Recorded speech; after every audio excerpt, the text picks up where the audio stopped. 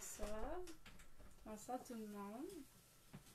Je vous laisse vous préparer un peu tranquillement. On va commencer bientôt la lecture aux chandelles. J'espère que vous avez autant hâte que moi. Moi, je suis assez fébrile. Je vous laisse vous installer.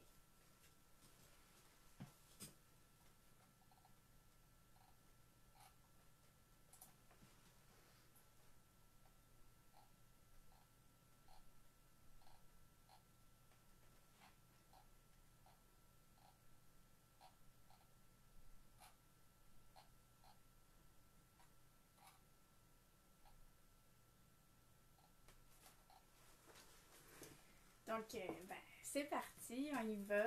Il y en a qui étaient là la semaine dernière. Il y en a qui sont tout nouveaux ce soir. Alors, pour ceux-là, j'explique un peu comment ça va fonctionner. Dans le fond, premièrement, je vous invite à vous installer confortablement sur votre divan, dans votre lit, pourquoi pas. Il n'y a personne qui vous voit, contrairement à moi.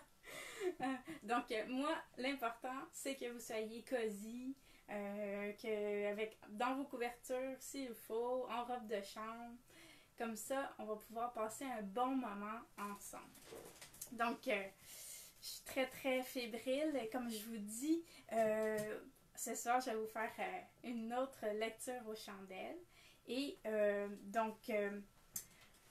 on va commencer tranquillement tout ça. Oui, avant que j'oublie, à la fin du live, j'ai pensé peut-être, vu que on est en tête à tête, vous révéler un petit secret d'écriture, un secret d'auteur. Donc, il faut rester jusqu'à la fin pour savoir, découvrir ça. Et j'espère que vous allez aimer cette lecture. Pour ce soir, j'ai prévu de vous lire un passage de mon livre Le Roi des Ombres. En fait,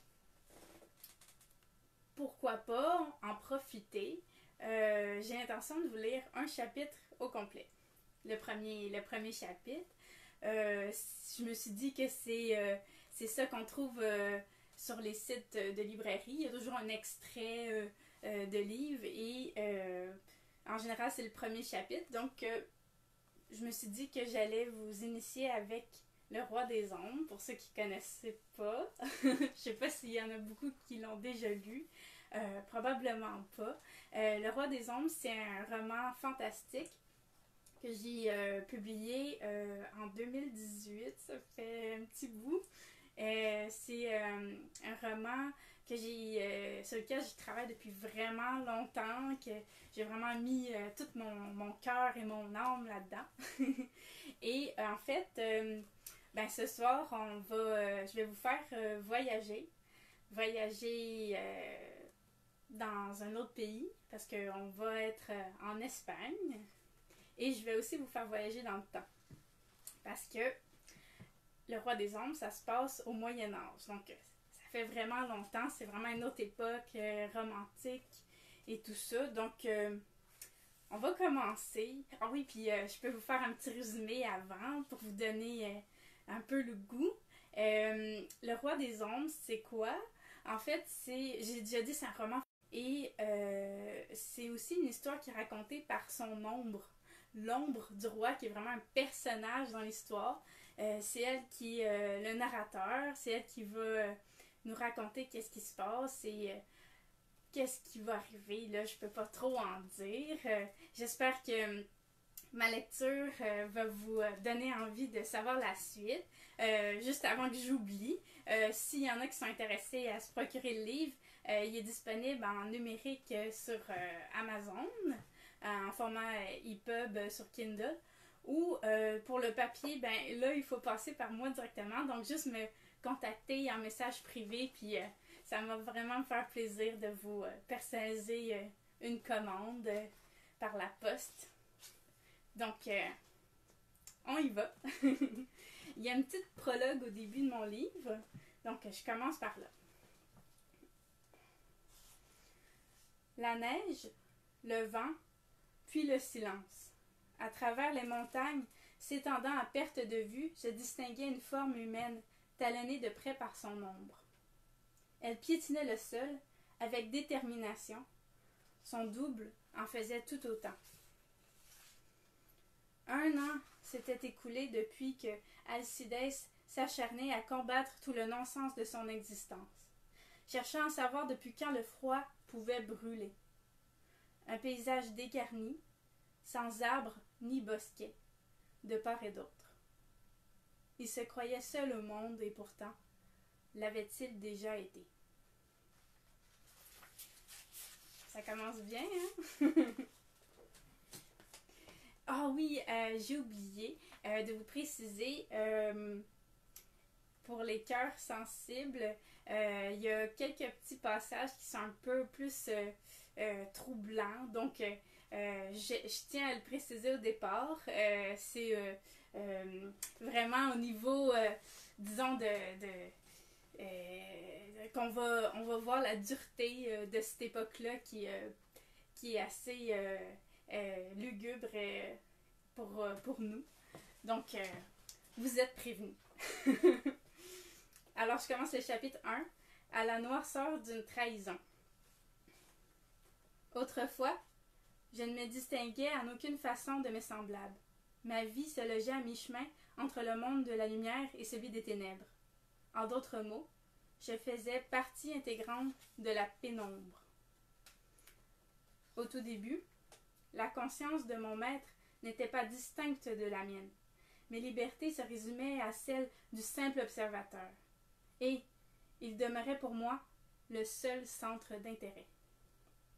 En tant que fils aîné du roi, tous savaient qu'il porterait un jour la couronne de son père, Gracia IV de Navarre. À la mort de ce dernier, sa place sur le trône s'était confirmée par une nouvelle appellation digne de son rang. Il devint Sanchez IV Gacier le Noble. Ses 2 frères, des prétendants pourtant non négligeables, resteraient en second plan. Toutes les qualités du jeune souverain se révélèrent une fois sur le trône. À 15 ans à peine, il sut démontrer des aptitudes dignes des plus grands monarques.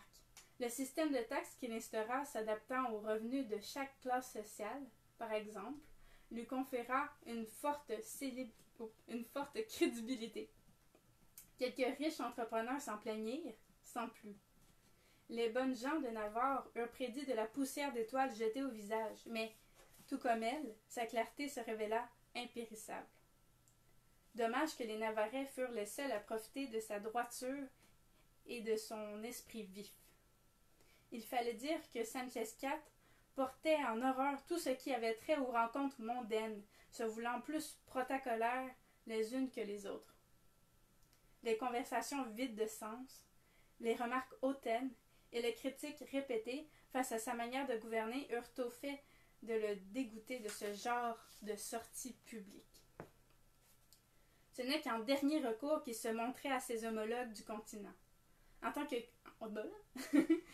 de crise, un simple représentant était appelé à faire acte de présence lors des négociations de sorte que, même si les souverains des royaumes environnants savaient que la couronne navarraise avait changé de tête, aucun ne pouvait décrire le visage qu'elle surplombait avec précision.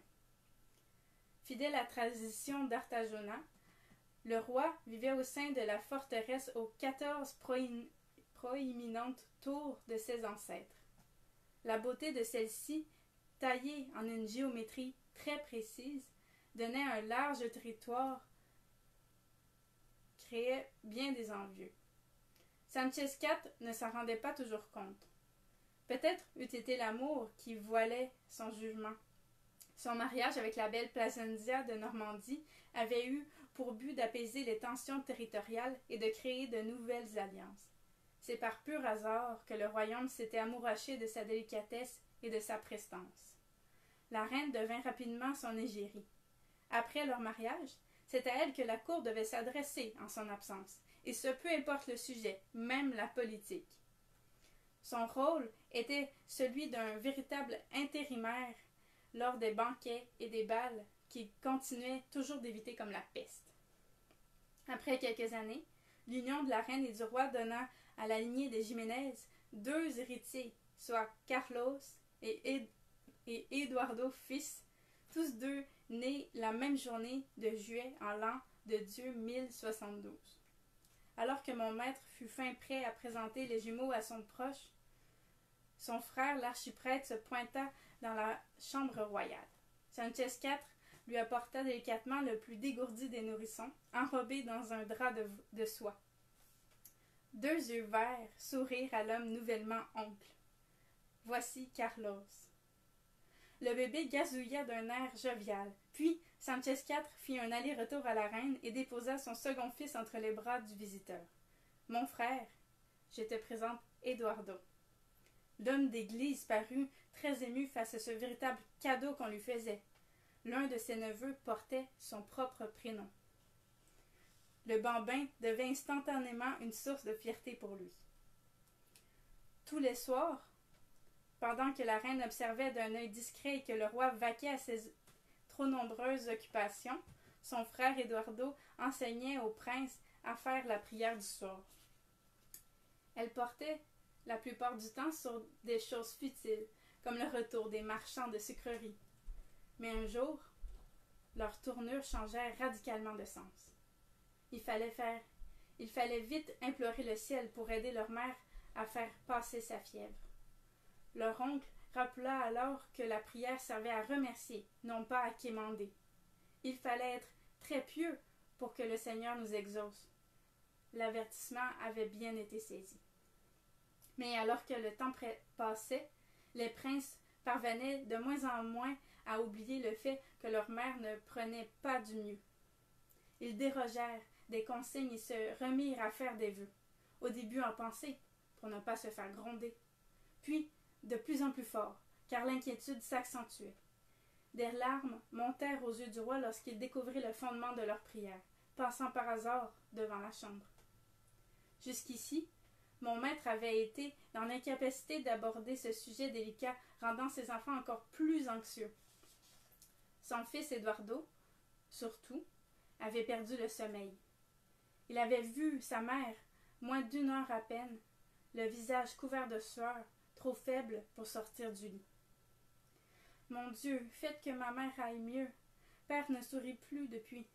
Il a peur qu'elle ne se réveille plus, et moi aussi. À l'insu des gardes, l'oncle avait fait entrer son fidèle compagnon, un gosse d'Atura vieillissant, pour faire plaisir à ses neveux. Dès son entrée, il n'avait pu dissimuler le cabot qui s'était lancé en quête de caresses. Pressentant probablement toute la tristesse des 2 gamins, il s'appliqua à leur lécher le visage, sautant sur le lit et oubliant toutes les règles de bonne conduite qu'on lui avait apprises. Carlos vint rejoindre son frère pour accueillir lui aussi son grand ami. L'oncle invita alors ses neveux à l'écouter. Un temps de réflexion fut pris pour bien faire les choses. Un soupir commun accueillit la suite. Dieu veillera sur la reine comme Perrault veille sur vous, mes petits. Notre Seigneur prendra soin de votre mère d'une façon ou d'une autre. Qu'est-ce que ça veut dire? Ça veut dire, quoi qu'il arrive, votre mère restera avec vous, votre père aussi. Tant que vous garderez un cœur d'enfant, ils seront pour toujours à vos côtés. Dans nos cœurs? Vous avez tout compris. Maintenant, au lit. Comme si Perrault sentait sa mission accomplie, il se leva d'un bond et quitta la chambre à la recherche du roi. Il s'agissait de son jeu préféré et je ne doutais pas qu'il l'eût aperçu dans l'entrebâillement de la porte. J'étais soulagée d'avoir pu voir cette scène. Seule la présence discrète de mon maître me permettait d'assister à l'essentiel, moi qui ne pouvais que partager tous ses mouvements. Les 2 princes furent ensuite couchés et bordés avec soin. Toutes leurs inquiétudes s'étaient estompées pour la nuit. Sanchez IV ne manqua pas de remercier son frère à sa sortie. Son instinct le surprenait encore une fois. Le roi passa embrasser ses fils sur le front par la suite. Les 2 garçons dormaient déjà à point fermé. Au matin, la fièvre de la reine s'était miraculeusement estompée. L'homme d'église prit le temps de lever les yeux au ciel, son chapelet entre les mains. Tout irait pour le mieux désormais. Les saisons passèrent, puis les années, sans que l'avenir ne s'assombrisse. Seul coin sombre pour la famille royale, Sanchez Ier Ramirez, roi d'Aragon, dit le Conquistador, qui demeurait à la fois leur plus proche voisin et leur plus grand rival. À de maintes reprises, l'ambition de Ramirez l'avait poussé à attaquer de front les remparts d'Artagona, bien que lui et mon maître fussent liés par le sang. Heureusement, l'esprit martial de Sanchez IV, le nombre de soldats à son service, ainsi que l'emplacement stratégique de sa forteresse, eurent chaque fois raison de ses sombres desseins. C'est à l'automne 1076 qu'il sembla se résigner pour de bon. Un messager d'Aragon chevaucha à travers les deux royaumes pour annoncer à Sanchez IV que Ramirez le Conquistador abdiquait tout affrontement en terre d'Artagona. Ou toute autre frontière navarraise. Sa conquête du comté de Barcelone ainsi que le vol d'une portion du califat de Cordoue le satisfaisaient amplement. Ramirez voulait désormais signer un traité de paix. Tel que la coutume le prescrivait, son cousin reçut une invitation à chasser le fan pour sceller l'entente. On m'écrit en même temps. À cet instant, mon maître aurait préféré consulter sa douce reine brièvement, cherchant à savoir si une entourloupe était cachée derrière cette poésie enivrante. Mais celle-ci prenait repos dans ses appartements. Le messager qui se dressait avec nervosité devant lui était encore un enfant et ne savait probablement pas même lire le parchemin transmis. Impossible de dire une quelconque information en l'interrogeant. Mon maître pouvait toutefois discuter avec son plus jeune frère, Philippe, en qui il vouait une confiance aveugle. Répondant au titre d'alférès, il était tout le contraire de son aîné Eduardo, ayant choisi la voie du Seigneur pour faire sa marque. Philippe, qui portait son uniforme militaire, regardait son roi déjà fixement. Il faut accepter. Le royaume a connu plusieurs épreuves récemment et les ressources naturelles d'Aragon ne sont pas à négliger. Nous pourrions conclure des partenariats dans un futur proche. Vous devez aller à cette convocation. Pourquoi ne te présentes-tu pas là-bas à ma place? Depuis plusieurs générations, nous sommes en friction avec le royaume d'Aragon. Cela ne peut plus perdurer. Il faut y mettre un terme définitivement. Et puis, seule la main du roi peut signer un traité. Tu n'aurais qu'à m'apporter le document à ton retour. Mais j'ignore si c'est vraiment dans les intentions d'un conquérant de signer de la paperasse. Je dis qu'il me faut en discuter avec mes conseillers. Pas besoin d'attendre, Sa Majesté. Pas besoin d'attendre que Sa Majesté soit présente pour prendre toutes les décisions. Vous savez bien comme moi que c'est la chose à faire. Je te trouve légèrement impertinent, Philippe. Remets-tu en question le bon jugement de ton roi? La surprise déforma le visage de ce dernier. Non, bien au contraire. Je ne crois tout simplement pas que nous pouvons passer à côté d'une telle opportunité. Notre cousin préférerait très certainement discuter de tout cela en un face-à-face, comme deux souverains dans la fleur de l'âge le feraient. Je suppose que tu n'as pas tort. Écoutez, chasser le fan entre rois ne mène pas nécessairement à une entente. Cela vous donnera simplement un aperçu des réelles intentions de Ramirez. Vous pourrez discuter tranquillement à l'air frais et profiter du paysage par la même occasion.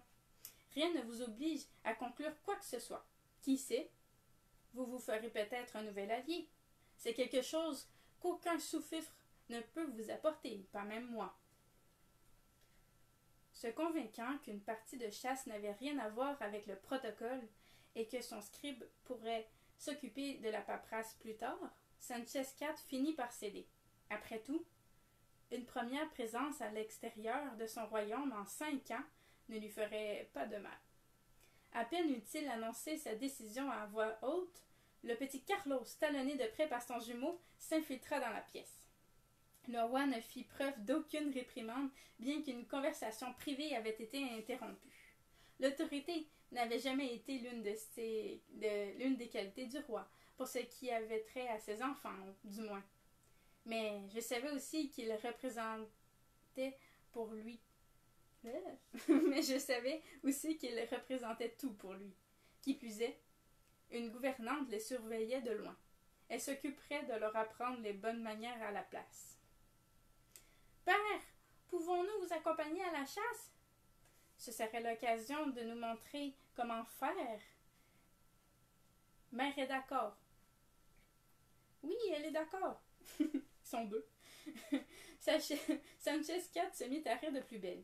Navré, les garçons, ce n'est pas pour m'amuser que j'y vais. Il faut que je règle des choses importantes là-bas. Carlos sembla véritablement contrarié. Vous nous aviez promis que bientôt nous irions chasser. Le visage de son frère, Eduardo, affichait quant à lui une simple déception. Bientôt, ça ne veut pas dire grand-chose. Sanchez-Cat examina à tour de rôle les deux fils. Tristesse et rancœur dominaient l'ensemble. Tentant de résister à ses faiblesses, le roi puisa son courage à même le sévère faciès de son alférès. Impassible comme à son habitude, il ne laissait échapper aucune tendresse face à ces deux manipulateurs précoces. Mon maître s'éclaircit la gorge. Pas cette fois, les enfants, mais à mon retour, je vous promets une démonstration de tir que vous n'oublierez pas de sitôt. Les deux héritiers manifestèrent leur joie et tout le monde semblait satisfait. Même Philippe afficha un faible sourire qui s'estompa presque aussitôt. Le roi partait l'esprit tranquille. Alors que plusieurs nobles collectionnaient avec grand plaisir les maîtresses et les filles de joie, Sanchez-Cat passait ses rares moments de liberté à entretenir sa harde de chevaux sauvages. Une écurie démesurément grande pour un seul homme hébergeait entre les murs de la forteresse plus d'une vingtaine de têtes qui lui obéissaient. Pour ce trajet important, et c'était là le plus massif et le plus impétueux de tous, le prénom Fuega lui avait été donné pour ces raisons. Les deux monarques se rencontrèrent à la frontière commune de leurs territoires respectifs. Leurs gardes rapprochés, 3 ou 4 hommes choisis parmi les plus fervents soldats, les escortaient. Philippe avait aussi insisté pour faire partie du voyage. Sans qu'il en ait conscience, j'étais aussi des leurs. La forêt séparant les deux royaumes était vieillissante. Des arbres centenaires se dressaient fièrement, véritables survivants des tempêtes ancestrales et des guerres d'antan. Une fois de plus, l'histoire allait se répéter. Plus haut que la cime des arbres, une fumée âcre s'échappait des remparts d'Artajana, noircissant les feuilles et l'écorce. Ces dignitaires, pourtant innocents, étaient abattus sans vergogne, tout comme la simple peuplade prise au piège. Impossible toutefois d'entendre les explosions qui rencontraient la pierre pour les deux suzerains partis chassés. Ramirez n'avait toutefois pas besoin d'une meilleure ouïe pour savoir ce qui s'y déroulait. Son sourire en coin jurait d'avec son visage habituellement impassible. Alors que Sanchez-Cat était vêtu simplement, une tunique recouverte d'un manteau uni, n'ayant pour simple ornement qu'une boutonnière dorée, le roi Ramirez n'était quant à lui en armure. Une cape de velours rouge descendait sur les flancs de son pur sang. Sa chevelure foncée balayait sa nuque à l'arrière et définissait son front lisse au devant. Difficile de savoir si ses larges mains avaient servi plus souvent à sceller des ententes qu'à étrangler des rebelles lui tenant tête. Il était peu de dire qu'il valait mieux éviter de contredire cet homme. Or, mon maître était souvent trop naïf, tenant pour acquis que tous portaient des intentions nobles, empreintes de justice. Les deux monarques s'adonnèrent volontiers à leur sport favori pendant l'heure qui suivit. Pas même une seule mention du traité n'avait été faite, ni discussion politisée au grand soulagement de mon maître. Il était maintenant sur les traces d'un nouveau gibier. En l'apercevant entre les fourrés, Sanchez-Cat ferma un œil et enfonça la gâchette de son arbalète. La peau frêle d'une biche se fendit, l'animal s'écroula presque aussitôt. Ramirez profita du moment pour déverrouiller discrètement la sécurité de sa propre arme de chasse. « Vous devez être impatient, cousin, de voir vos 2 fils vous accompagner à la chasse, dit-il pour couvrir tout bruit suspect. Évidemment, cela viendra le moment venu. Vous savez ce que j'apprécie tout particulièrement? L'effet de surprise. Sanchez IV écoutait distraitement son cousin. Ses pieds le menèrent machinalement vers sa prise. Pas de signes vitaux perceptibles sous ses doigts. Contrairement à beaucoup d'autres aristocrates, sa priorité consistait à bénir lui-même son trophée de chasse avant que ses valets ne l'emportent pour le repas du soir. Agenouillé, il montrait maintenant le dos à Ramirez. Philippe se tenait en retrait. Toute la journée, il avait été difficile pour lui de rester immobile très longtemps, et à chaque pause, son talon droit tapotait frénétiquement le sol. Sa nervosité trahissait son masque feignant le naturel.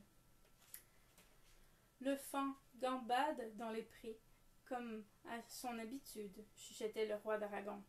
Et si vous êtes assez bon chasseur, il n'aura jamais conscience de la menace qui le guette. Il levait tout en parlant son arme pour se placer derrière le viseur. Les dents serrées, son doigt glissa sur la gâchette. Philippe restait muet alors que le danger était imminent. Son regard se contentait de passer d'un roi à l'autre, apparemment déchiré en 2 allégeances. Ses yeux resteront toujours aussi brillants qu'au cours de sa vie, et sa viande, elle n'en sera que plus tendre. Le sifflement distinctif d'un carreau se fit entendre. Sanchez IV se releva d'un bond. De voir 2 de ses hommes de main agripper fermement le roi d'Aragon suffit à lui faire comprendre ce qui venait de se produire. Une trentaine de soldats fidèles à Ramirez surgirent soudainement des sous-bois. Ils tinrent en joue Sanchez IV et s'avancèrent en silence. La garde rapprochée de ce dernier maintint de son mieux sa formation défensive, en encerclant le roi pour sa protection. Sanchez IV abdiqua et demanda à ses hommes de déposer les armes. Profitant de l'attention qu'on portait au roi vaincu, Philippe se décida enfin à agir. Voyant un soldat d'Aragon se préparer à décapiter son frère, il ne put rester de marbre. En tant que véritable maître d'armes, ses mains agrippèrent la menace sans lui donner la chance de riposter, et sa tête le sonna d'un coup puissant. Le soldat s'écroula aussitôt, laissant tomber sa lame un peu plus loin. Ce revirement de situation incita les gardes de Sanchez IV à reprendre le combat pour lui permettre de fuir. Philippe jeta un dernier coup d'œil à son frère, puis se jeta dans la mêlée. « Abattez-les tous les 2 !» hurla le roi Ramirez. Un fantassin enfonça sa lame entre les omoplates de Philippe. Son thorax fut transpercé en un craquement. « Je vous avais promis ma clémence, mais c'était avant cette trahison. » Ramirez réalisa alors que Sanchez IV en avait profité pour se mettre en selle. Les instincts de mon maître le poussaient à retourner à ses remparts, redoutant le pire. Ses talons s'enfoncèrent dans les flancs de son cheval pour l'inciter à déguerpir. Des hommes se lancèrent aussitôt à ses trousses. Tous ses sens en alerte, il perçut au bout de sa course les vapeurs de fumée qui pénétraient la forêt. Tous ces peuples que son cousin avait conquis récemment représentaient une force de frappe bien plus puissante qu'il n'en avait jamais possédée. Pourquoi ne pas avoir été plus prudent? Voilà qu'à travers les arbres apparaissaient par moments des flammes rougeoyantes. Des cris de désespoir se rendaient à lui, maintenant au milieu des faubourgs d'Artagona. Un bébé en pleurs hurlait à s'en glacer les os. Son monde se consumait sous ses yeux, et je ne pouvais rien faire pour l'éteindre. Le château apparaissait à l'horizon. Pour lui barrer la route, les soldats arborant les armoiries de l'ancien comté de Barcelogne engorgèrent la porte de Rémoua. N'importe qui aurait reculé devant tous ces hommes armés jusqu'aux dents, mais Sanchez IV, forçant son cheval, a sauté comme jamais il ne l'avait fait auparavant. Un hennissement strident se réverbéra au-dessus des envahisseurs.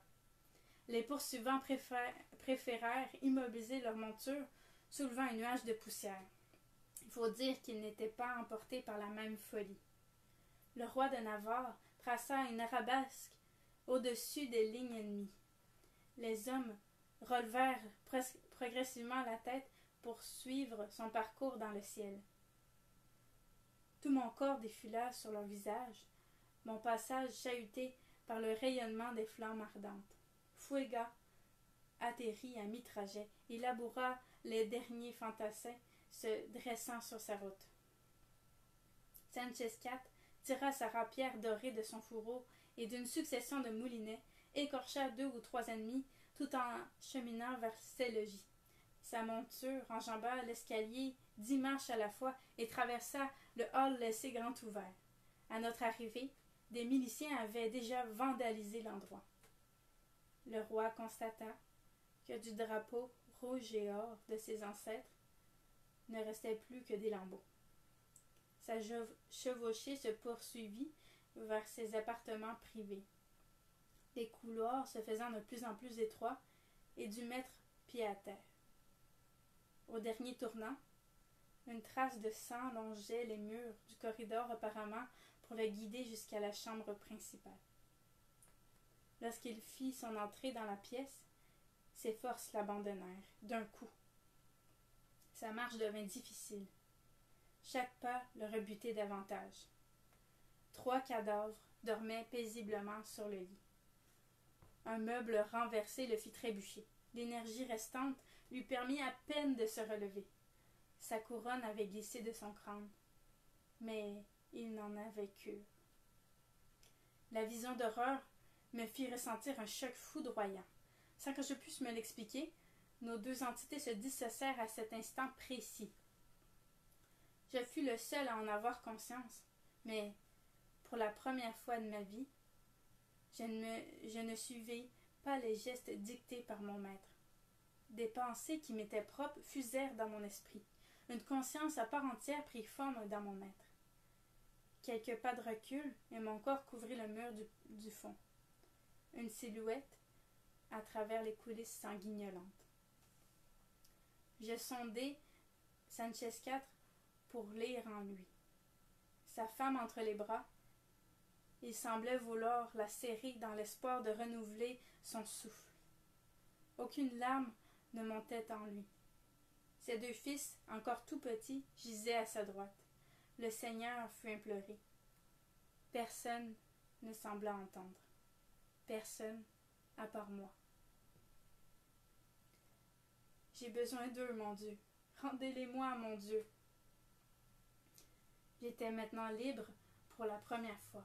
Or, il me fallait rester. Mon devoir était de soutenir mon maître, puisqu'il avait besoin de moi. Maintenant seul au monde, j'avais l'obligation de veiller sur lui. J'allais dorénavant me mettre à son service, un valet digne de ce nom, toujours discret et dévoué. Je fis vœu ce jour-là d'une allégeance complète. Après tout, je lui devais la vie. J'espère que vous avez aimé ça. Oui, c'est intense.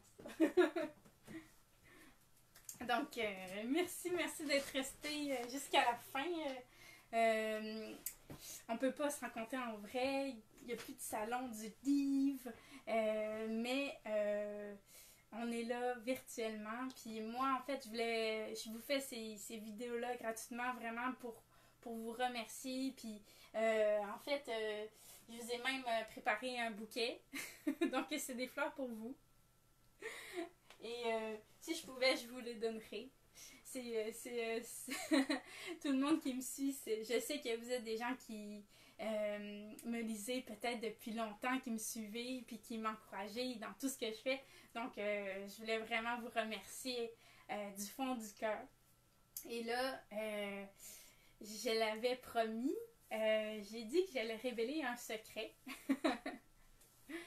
Là, c'est sûr, c'est toujours un peu difficile parce qu'on ne veut pas trop en révéler, mais on est entre nous, hein, c'est ça? Alors,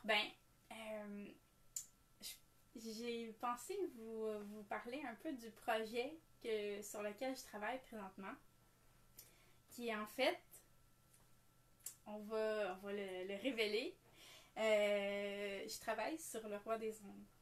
Donc, mon but, mon projet, ça serait vraiment de pouvoir sortir Le Roi des Ombres, une nouvelle version, puis que tout le monde y ait accès, qu'il soit disponible en librairie. Donc, pour l'instant, je suis encore en train de travailler là-dessus. L'année dernière, j'ai eu la chance de faire un voyage quand c'était possible. J'ai eu la chance de me rendre sur place à Artajana. J'ai même visité le château de mon roi pour peaufiner, pour rajouter le plus de détails possible, que ça soit le plus véridique. C'est sûr que c'est une histoire inspirée de faits réels, mais en même temps, j'ai rajouté de la romance, j'ai rajouté du fantastique, évidemment. Donc, c'est un mélange, mais je tenais à ce que ça soit assez fiable, assez cohérent, bien sûr, avec l'époque. Donc, j'ai fait plus de recherches et c'est ça, présentement, je suis en train d'écrire une version bonifiée, rallongée, revue et corrigée. Et donc, j'espère vraiment de tout cœur que pouvoir vous l'offrir au cours des prochains, d'ici peut-être l'année prochaine, on ne sait pas. Donc, c'était mon petit secret du moment. Dites-le à personne, là, c'est entre nous. Donc, je vous remercie encore une fois d'avoir été là, connecté, d'avoir mis des commentaires. Là, je vais vous répondre après parce que je peux pas faire les deux en même temps, mais vraiment, merci. Et je crois qu'il va y avoir une prochaine soirée aux chandelles. Je vous propose, en fait, la veille de l'Halloween, je crois. Je vais créer un événement officiel avec la date et l'heure exacte, mais on va vraiment être dans l'ambiance sinistre. Et je vais avoir bien sûr une nouvelle lecture pour vous. Donc, je vous remercie infiniment. Ceux qui peuvent plus s'empêcher de savoir la suite, contactez-moi en message privé ou allez sur Amazon Kindle.